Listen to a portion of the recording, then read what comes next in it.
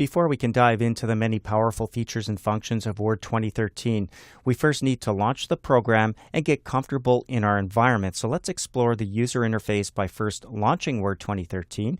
If you're in Windows 8 and logged in already, that'll give you a nice head start. If you're in Windows 7, you can launch Word 2013 from there as well.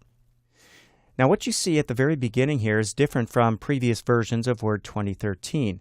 This is our start screen, and down the left-hand side you will see a color-coded area, a panel on the left. For Word it's blue, Excel it's green, PowerPoint's orange, and so on. And you'll see a list of your recently worked on files, so you have quick access to them if you want to go back. You also have a link to open other documents, allowing you to browse your computer and online. To the right, we have a number of templates, including the default template, which is our blank document. If you're looking for a template that does not show up here on this initial screen, you can search for templates online, and there are thousands to search through.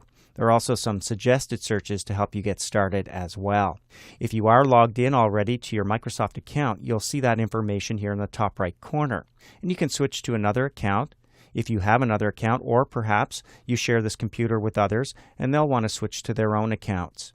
Also in the top right corner you'll see a button for getting help. F1 is still the keyboard shortcut, a minimize button, maximize, and a close button to close Word 2013 altogether. Now the default template is a blank document, so let's go there and just simply click once. Now this launches Word to the initial user interface that you will see once you get past that start screen. Over here on the left-hand side is our navigation pane. So if your document has headings, you want to go through pages or results, you can search quickly using this navigation pane. It can also be closed up using the close button, and you can view it at any time from the View tab on the ribbon. Let's move up to the top of the screen. We still have a quick access toolbar.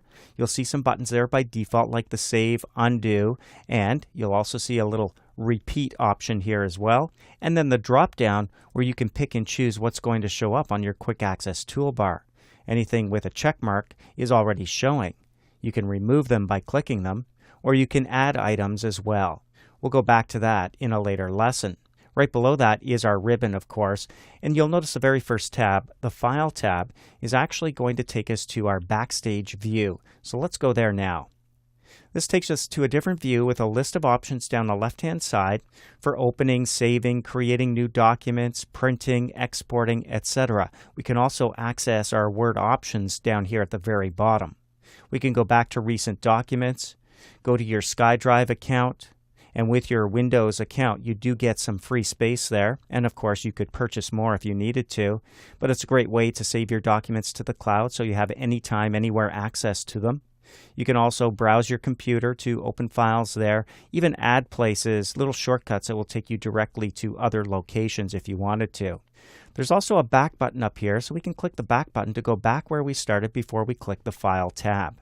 Next is the ribbon, and you'll see the Home tab is highlighted or selected by default. So we're looking at various sections here, the clipboard, font sections. Notice that many of these have a little arrow icon in the bottom right corner. So you can actually expand these and get full dialog boxes that you might be used to from previous versions in Microsoft Word. You have quick access to styles, but you can also go to the full styles dialog by clicking the arrow in the bottom right corner of that section.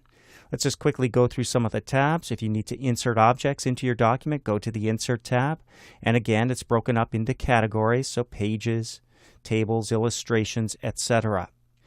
Under Design, we have a number of design options, and here's where you can get into various document formatting options and color schemes, etc.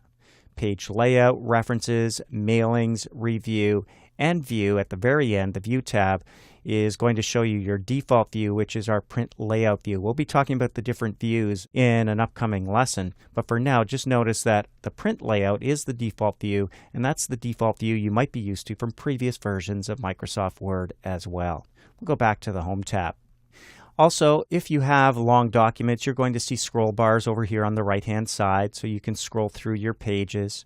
If your document's too wide, a scroll bar will appear across the bottom, a horizontal one. And then down at the very bottom, we have on the status bar some information. You can see we're at page 1 of 1, 0 words so far, so there is a word count that shows up there. And also on the right-hand side, those view modes we just saw from the View tab are available to us here. So we have Read mode, the one that's selected, Print layout, as well as Web layout. And then we have our zoom slider. So we can use the minus sign and the plus sign to zoom in and zoom out of our documents, or we can click and drag the slider, and we'll always see the number in a percent off to the right. To bring it right back to the middle, or 100%, we just drag the slider or use the plus or minus signs to get there.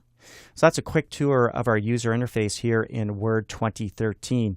Now that we're comfortable in our environment, it's time to do a little more exploring and start getting into some of the features and functions available to us here in Word 2013.